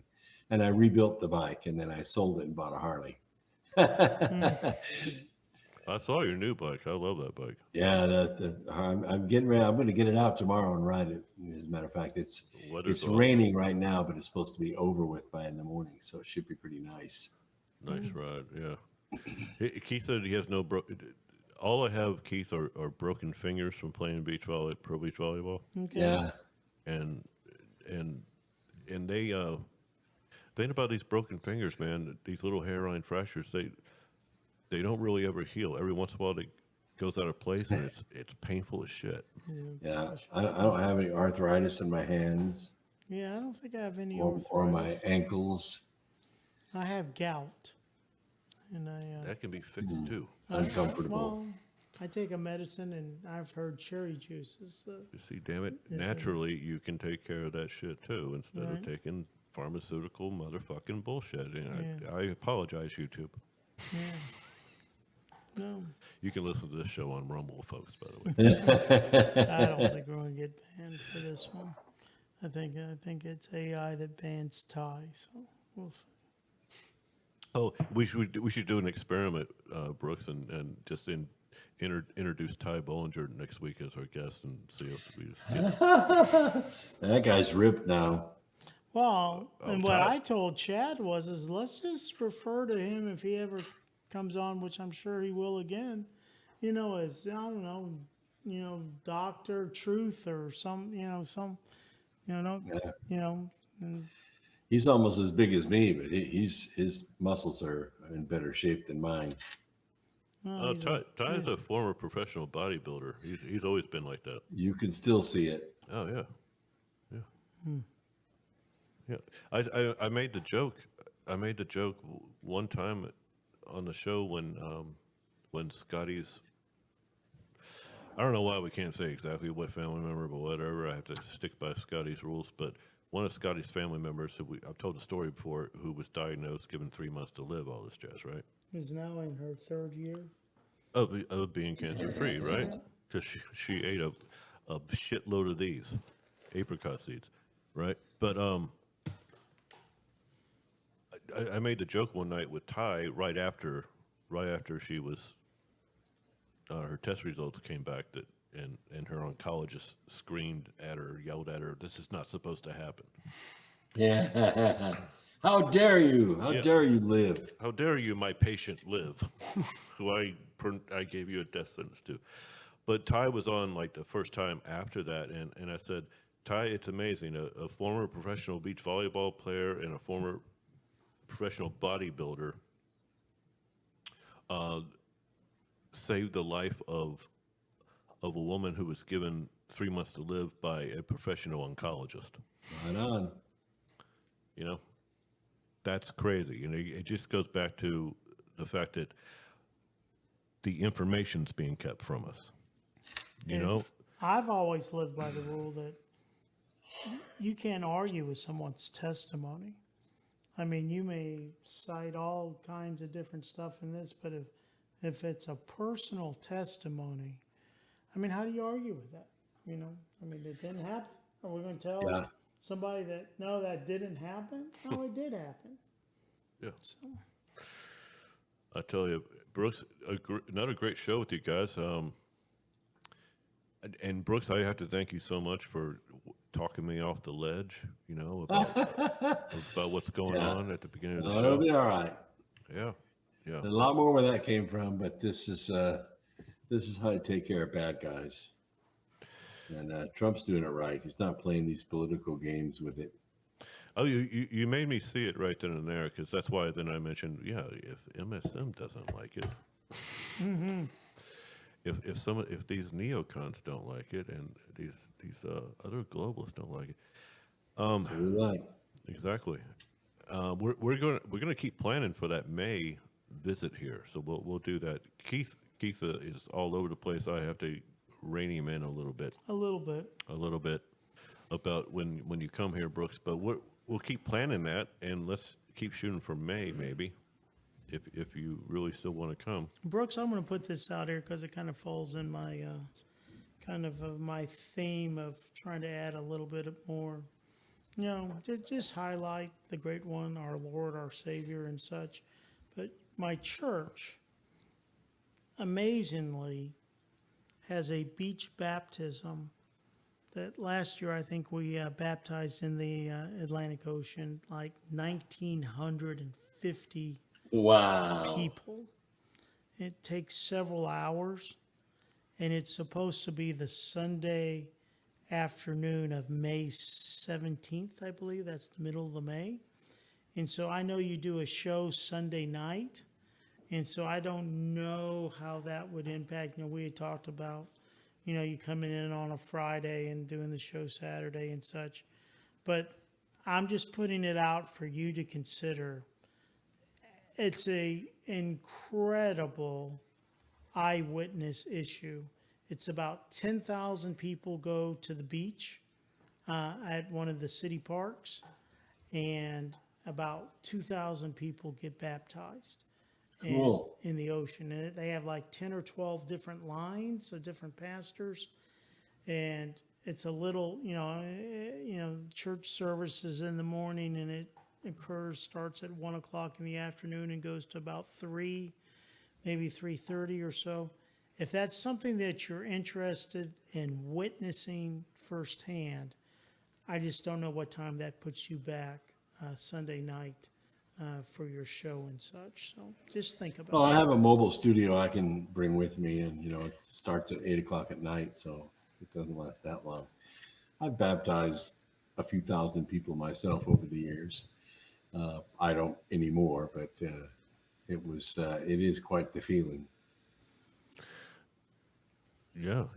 I've been baptized twice, once as a Baptist and once as a Catholic. There you go. I'm just saying, there's such an event of 10,000 plus people gathering like that is. To be fair, I was 3 years old when I was baptized the first time. You know, that's just a. That rocks the spirit, man. Yep. Yeah. There you go. So definitely, Brooks. We'll talk about it. Doesn't have to be May, but we'll talk about it. We're going to get you here, and it'll be too cool to hang out with you on a Friday. You know, Friday night, all that jazz. Show you around a little bit of Jacksonville, have some good food, and then Saturday night, I get to cook for you. Holy shit! I look forward to it. Yeah, man. So we'll do it. If you go to brooksagnew.com, if people go to brooksagnew.com, what are they looking for? 3 things. First thing is, of course, my picture's on the front, so you'll know you're at the right place.